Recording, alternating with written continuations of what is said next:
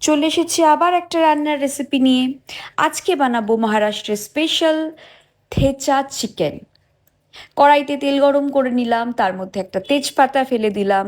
এবার সমস্ত চিকেনগুলো কড়াইতে দিয়ে দেবো। তেলটা গরম হওয়ার পর তার সাথে মিশিয়ে ফেলবো কিছুটা কুচিয়ে রাখা পেঁয়াজ, হলুদ, নুন, মানে হলুদ গুঁড়ো, নুন, আদা রসুন বাটা। আজকেও আমি আদা রসুন বাটা যেটা ইউজ করছি সেটা যথারীতি মাদার্স রেসিপির।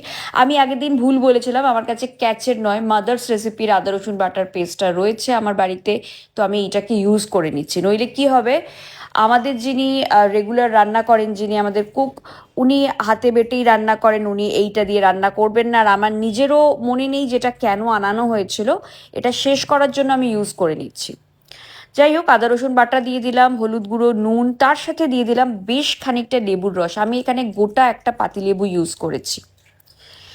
আপনারা চাইলে এই পাতিলেবুটা একটা ছোট বাটিতে বা কাপে আগে পাতিলেবুর রসটা নিয়ে নেবেন, দেন ওটাকে পোর করবেন রান্নার মধ্যে। কারণ কি হয়, এইভাবে যদি আপনারা ডিরেক্ট রান্নাতে দেন তাহলে খেয়াল রাখবেন পাতিলেবুর সিডসগুলো যেন না পড়ে যায়।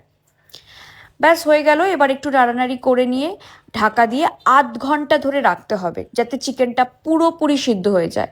এবার একটা ফ্রাইং প্যান নিয়ে নিলাম। এবার আমি বানাবো থেচা, মানে থেচার যে মশলাটা, মেন মশলাটা এবার তৈরি করতে হবে। ফ্রাইং প্যানে খানিকটা তেল নিয়ে নিলাম। এবার একটু রসুন নিতে হবে, বেশি করে রসুন লাগবে। রসুন আর কাঁচা লঙ্কাটা না, এই রান্নায় একটু বেশি পড়ে। যদিও কাঁচা লঙ্কা আমি একটু বুঝেই নিয়েছি, বাট স্টিল রসুন কাঁচা লঙ্কা দুটোই একটুখানি এই ফ্রাইং প্যানে নিয়ে নাড়তে হবে। একটু সাবধানে করবেন, এই সময় কিন্তু ফাটার একটা টেন্ডেন্সি থাকে। তারপর মিশিয়ে দিলাম গোটা জিরে। সবটা নিয়ে বেশ খানিকক্ষণ নাড়ানাড়ি করার পর যখন দেখবেন রসুনগুলো মোটামুটি হয়ে গেছে, তখন আগে থেকে ধুয়ে কেটে কুচিয়ে রাখা ধনেপাতা এর মধ্যে মিশিয়ে দেবেন। বেশ খানিকটা ধনেপাতাও লাগবে, তার সাথে নুন। আর কোনো মশলা আমি অ্যাড করিনি। অনেকে এখানে জিরে গুঁড়ো অ্যাড করে, লঙ্কা মানে লাল লঙ্কা অ্যাড করে, আমি সেসব কিচ্ছু করিনি। আমি একদম মানে যেটা অথেন্টিক ওয়েতে যেটা হয় সেটাই করেছি।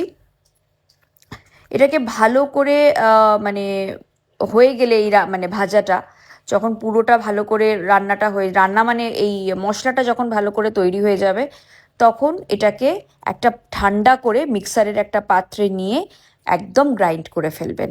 গ্রাইন্ডটা যেন যেরকমভাবে আমি করেছি সেরকম গ্রাইন্ডটা হয়। এদিকে 0.5 ঘন্টা হয়ে গেছে। আমি দেখে নিলাম চিকেনটার কী অবস্থা। এখনও কিন্তু আমি চিকেনে কোনো জল মিক্স করিনি, ঠিক আছে? যেটা হচ্ছে, চিকেন থেকে যে জলটা বেরিয়েছে সেটা দিয়েই হচ্ছে।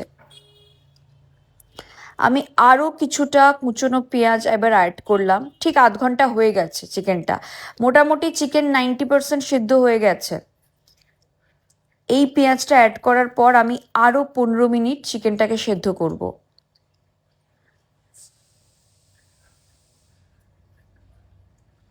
দেখুন চিকেন কিন্তু আস্তে আস্তে ভাঙতে শুরু করেছে। এইবার যে থেচা মশলাটা আমি বানিয়েছিলাম সেইটা চিকেনে অ্যাড করে নিলাম। প্রথমে মশলা যতটা চামচে করে উঠছে সেটাকে অ্যাড করলাম এবং সেটাকে রান্নার মধ্যে ভালো করে মিশিয়ে নেব। তারপর মিক্সারের যে বাটিটা সেটাকে ধুয়ে একটু জল দিয়ে ধুয়ে নেব।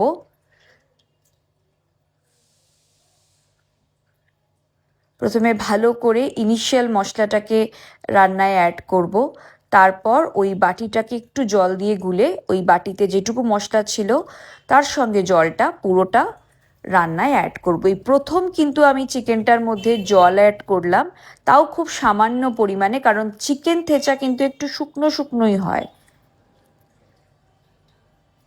এবার এটা আমি রেখে দেবো আরও 5 মিনিট ঢাকা দিয়ে, কারণ আমার সিদ্ধ একদম হয়ে গেছে। মানে চিকেন এবার ভাঙতে শুরু করেছে, তো 5 মিনিটের বেশি আমি আর রাখবো না। নুন মিষ্টি দেখে নেবেন।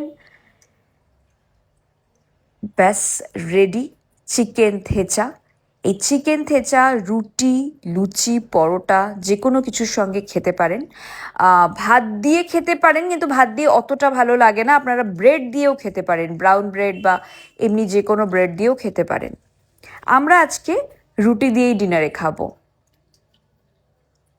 ঠিক এতটাই মাখা মাখা হবে, একদম একটু শুকনো শুকনোই হবে চিকেন থেচা।